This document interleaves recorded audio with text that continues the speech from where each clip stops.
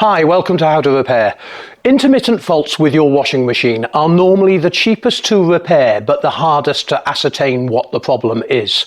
In this video I'm going to be going through all the common problems on a modern machine and older machines to try and steer you in the right direction for finding the faults on your machine. You really need to understand how the machine works and how the power gets to all the components to understand what to look for when you're fault finding. One of the most common questions I get asked is I've got no power to the machine, or the display is not illuminating. This is normally caused by an electrical interruption before it gets to the circuit board. Now you have a suppressor or filter on the back of the machine. This then connects to your plug in your household. You want to ascertain that you have 240 volts or whatever voltage you have around the world going from here to the electrical suppressor or filter. From there, you normally have 2 or 3 wires which go all the way to the control panel.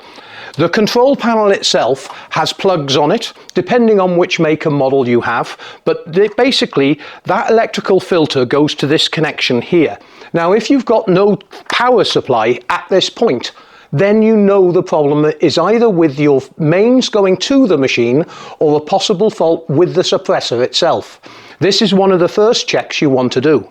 Now I'm going to show you how to test this, but on modern circuit boards, the on-off is actually built into the control board itself. As you can see with this Bosch or this LG machine, the on-off switch is built into the dial system on this machine, and on this machine it's built into the circuit board. But let's test an old machine so you understand the principle. Whether you have a new or old machine makes no difference. The principles are the same for checking it. Using a multimeter with continuity, I'm able to get hold of the plug, and I've made up a crocodile lead here just to connect to my multimeter to save me messing around. And this is on the neutral side, and I'm able then to test the supply on the neutral on continuity going to the filter. Then taking the plug out from the filter, I can then test going across the filter. I can do this on the live side as well. Feed in, feed out. So we know that the power is going to get through all the way through to the electrical filter.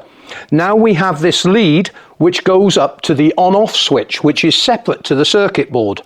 So disconnecting this a second and testing on here, going across onto one of the terminals, we have good continuity. Going across from the other side to the other, we have got good continuity. That means that we know this wire going to the on-off switch is good. Now turning the on-off switch on and testing across the feed into the on-off switch and the feed out, we've got good continuity across the feed in, and on the other side we've got good continuity on the feed out. This means that the power going to the circuit board is all good. Therefore it may be pointing you in the direction of a faulty circuit board. There are many different control boards on washing machines, and I'm quickly going to explain them, and I'm not going to go into depth in repairing circuit boards because that's another video completely. You have basically 3 or 4 different types of control board on a washing machine. Some manufacturers make one control board that does everything. Other manufacturers may have a display card controlled by the program board. This would be sending the information to the display card, and the display card, when you set functions, would be sending the information to the actual control board. You have also power module boards. These are specifically designed just to control the motor. Doesn't matter if you have a brush motor or a 3-phase inverter motor. Some washing machines have these cards on them and they can cause problems. One of the basic things you want to be looking for if you are going in depth to try and find the fault is you want to be looking at the tracks on the circuit board for any damage or anything blown. You also want to be looking at specific solder connections to the components like diodes, resistors, relays to make sure that none of these are burnt. It is so common for a simple soldering fault to be the problem with your machine not powering up. or maybe a problem where it's not actually heating and a relay has burnt the circuit on the circuit board, or the relay itself may have become faulty. You also want to look on the other side of the circuit board for things like diodes and resistors, and also link switches which can become faulty. All of these would have to be dealt with in another video because it takes too long to make this. Another common question that actually comes to me on a regular basis is people say the circuit board is illuminated, they're able to set the program, but they press the start button and nothing happens. Or they're hearing a clicking sound, but the machine does not start. Now, this is normally to do with a door lock fault, and it is most probably the most common fault to occur on all washing machines. The door interlock basically has got 3 or 4 wires connected to it, and basically it's a contact which actually acknowledges that it's safe to start the washing because the door is locked.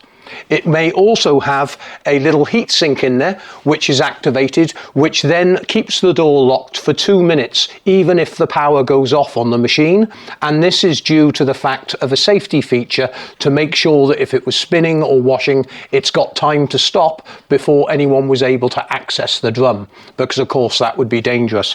One of the things you want to be looking for is not only the door lock itself can become faulty, you want to make sure, again, checking the wiring from the door lock going through to the circuit board. Different manufacturers have different problems over the years. Give you some examples. LG have had problems with DE errors coming up, which is actually just a faulty door lock. Hotpoint, Zanussi and other makes like that have had problems with the wiring harness, where the wiring harness has burnt on the connections and caused a bad contact, and therefore the machine would not start. And on other occasions it has caused a problem where it's blown a component on the circuit board. So if your machine is not starting, once you've actually got the display up and running and you've set the program, you want to be looking at the door lock and also the wiring to do with this. One of the common questions I always get is my machine is not emptying or not spinning, or an intermittent fault with the machine. Now, machines have evolved massively over the last 10 years. We've moved away from the typical brush motor and we're now moved on to the inverter motors, which are present in all new washing machines. They are much cheaper to build and much more energy efficient compared to the old motors. They have a lot less copper in them, but also they have predominant problems with regards to circuit boards again. But let me just quickly explain the functionality of what the machine should be doing. You've got your normal wash cycle, which is agitating the clothes one direction and the other direction. It then comes to a preset amount of rinses and spin cycles during the program. If the machine cannot empty the water in the allocated period of time, it will actually stop the machine from spinning.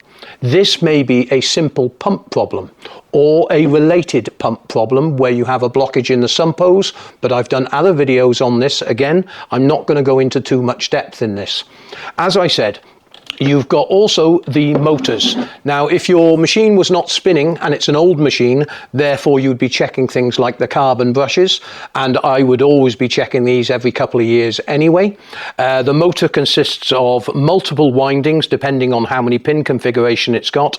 You've got a tachometer on the back which controls the RPM and sends the information to the circuit board, and you have 2 carbon brushes that can wear out over the course of 4 or 5 years. Now, on more modern machines, you have your typical inverter motor, which is on a lot of machines nowadays, much lighter in weight. I can pick this up easily. Much less copper in there, but it's a 3-phase motor. This basically has got a tachometer and 3 fields, and basically this tells the circuit board what RPM it's doing, and then the circuit board can actually increase the power to the motor to increase the RPM on spin cycles and so on.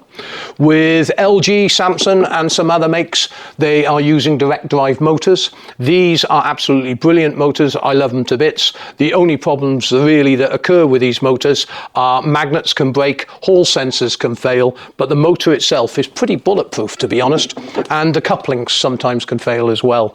But again, all these are driven by circuit boards, and if the circuit board becomes faulty, then it may be causing a problem with your intermittent fault with spinning or washing. As I said, hall sensors on the earlier type LG Samsung machines were common faults.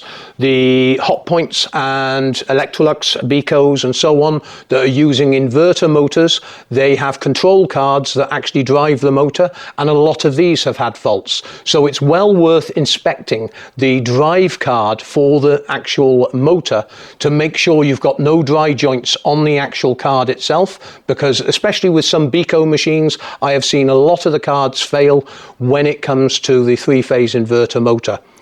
Intermittent faults with electrical circuits can be caused by metal fatigue within the wires. As you see here, the wires are attached to the chassis of the drum, and they have given it a reasonable amount of flex. But what you have to remember is the machine is constantly moving. This means that the wires can break internally because of metal fatigue. So it is well worth doing a continuity check between the actual wire, which is connected to the, say, heating element or the sensor, and going back to the circuit board and actually checking the relevant pins to make sure the wire has got continuity. To do this properly, you would have to put the cable under load with a mega, which is a specialist instrument that only most electricians have. But normally, if you have a break in a wire, you would not get continuity testing this across with a meter. This can easily be done with a multimeter set onto continuity. For example, if we put the connection on this heating wire here and go to the relevant pin on the circuit board, we have continuity. But don't just stop there. If you only have a multimeter, have a play with the wires, and you can actually see if the wire is broken, because when moving the wire, you would actually be breaking the circuit. When it comes to actually intermittent faults, you also want to make sure that all the pin connections going to the circuit board are in good condition. Now, this is an encapsulated circuit board, so it's very hard to test. But on other circuit boards, you may have dry joints on the actual circuit board itself. A dry joint is where the solder has separated from either the circuit board or a component on the machine. So it's well worth taking the actual circuit board out of its housing to inspect all the tracks for any dry joints that could be resoldered and actually save your machine. If you've got an intermittent fault with the fill system or the empty system, then you may want to watch an additional video which I have at the end in a playlist or in the description below. If you have a machine that's got an intermittent emptying problem, I've done a specific video on this. This could be something so simple as a small item of baby clothing or a sock in the sump hose. You could have a damaged impeller on the actual pump motor or a blockage in the system. But as I said, I've done another video on that. When it comes to intermittent filling problems, this can be caused by bad water supply. It can be caused by damage to the pipe which attaches from the pressure bowl to the pressure switch. Or you may have a lot of crud or debris built up inside the actual pressure bowl, meaning that the pressure switch is getting false readings and not filling to the correct level on the machine. You can also have problems with the water valve system or the water supply going to your machine. As I said, when it comes to the fill system and empty system, there are many videos in the links in the description below and also in the playlist at the end of this video. But we have over 500 videos now to assist you, and I'm always open to any recommendations on videos that you need to help you repair your appliance. Thanks very much indeed for watching this video. I hope it answered your problems with regards intermittent problems, and I hope it steered you in the right direction of solving the problem with your washing machine. Thanks for watching. Remember to give it the thumbs up, and remember you can always support the website by either buying the parts off us or clicking on the Buy Paul a Beer page. Thanks very much indeed for watching.